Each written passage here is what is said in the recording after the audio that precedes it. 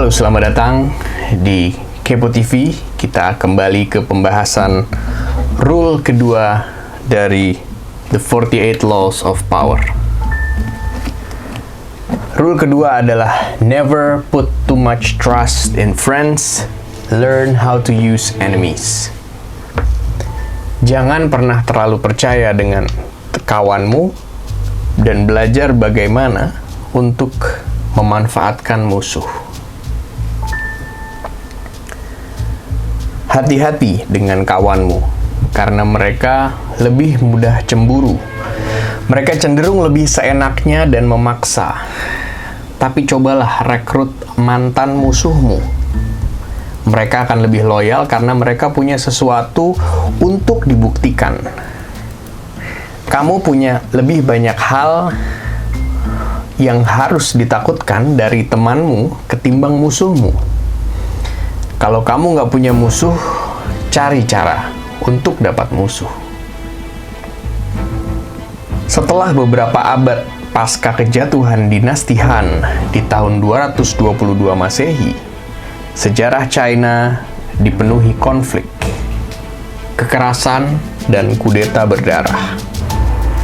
Sekelompok tentara kerajaan berkhianat membunuh seorang kaisar dan menggantikannya dengan seorang jenderal yang kuat. Sebuah kudeta. Jenderal ini kemudian membuat dinasti baru dan menjadi kaisar. Untuk memastikan kekuasaannya utuh, dia harus membunuh jenderal-jenderal yang pernah menjadi sekutunya.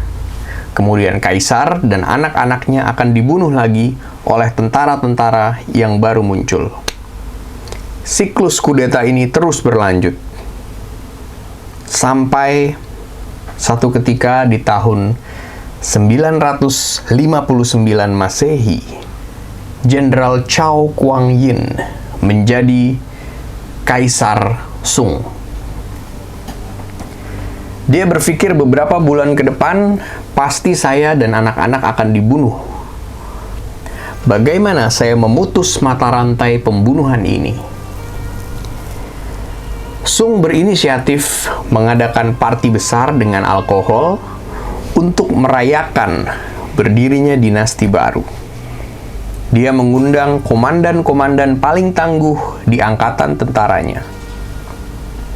Begitu mereka mabuk berat, Kaisar Sung menyuruh semua pengawal dan hadirin keluar, kecuali para jenderal mabuk tersebut. Jenderal-jenderal itu bergidik ngeri. Mereka semua takut bakal dibunuh dalam keadaan mabuk berat.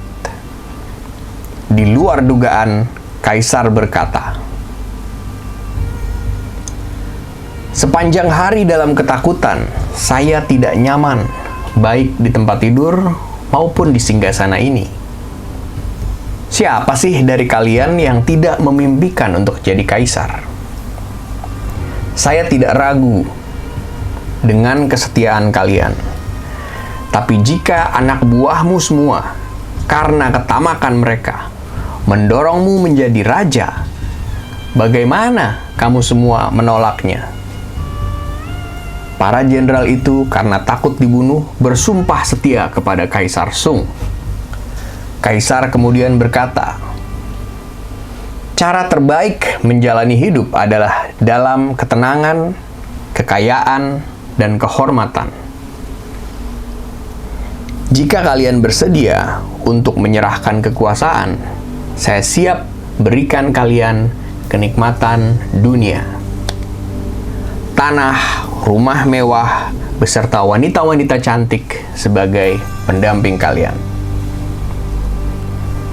Para jenderal terkejut dan menyadari daripada hidup dalam kegelisahan, lebih baik menerima tawaran kaisar.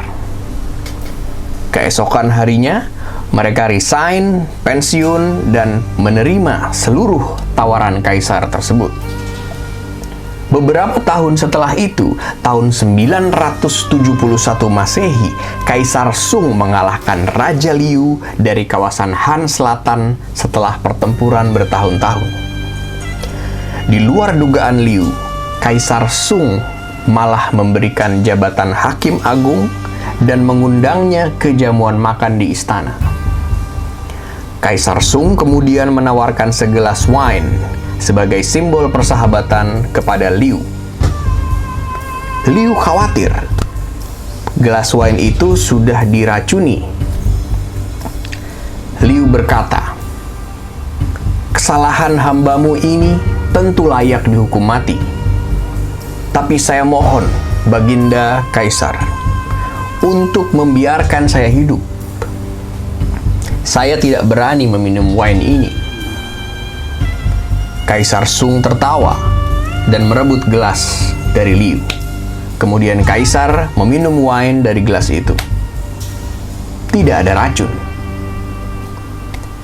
Sejak itu, Liu menjadi sahabat Kaisar yang setia dan taat.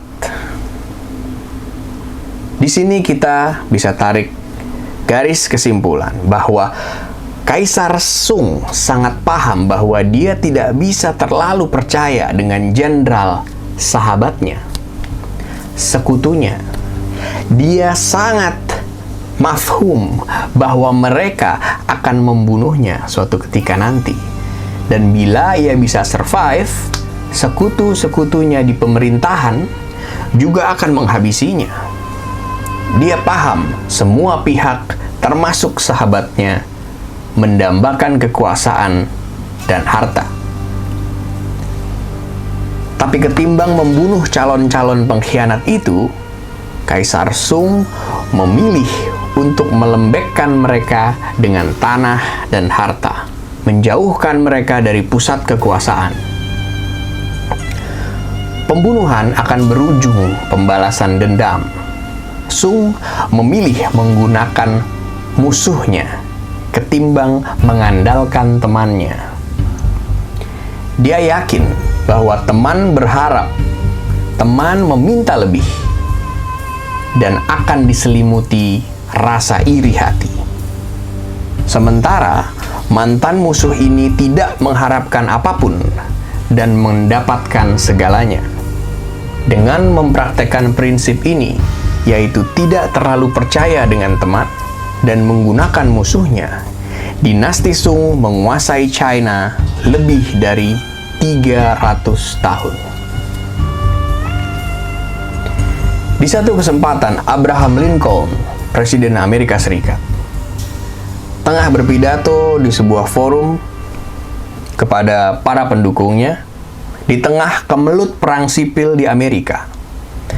Lincoln menyebut musuh-musuhnya sebagai sesama manusia yang berbuat kesalahan. Tiba-tiba ada seorang perempuan yang sudah berumur. Dia protes karena statement politik Lincoln dirasa lembek pada musuh-musuhnya itu. Seharusnya Lincoln menyebut musuhnya sebagai kaum yang harus dihancurkan. Itu pendapat dari perempuan tua tersebut. Lincoln menjawab, "Kenapa, Bu? Bukankah saya menghancurkan musuh dengan menjadikan mereka teman saya?" Sekian, kita jumpa di episode selanjutnya. Salam Kepo TV.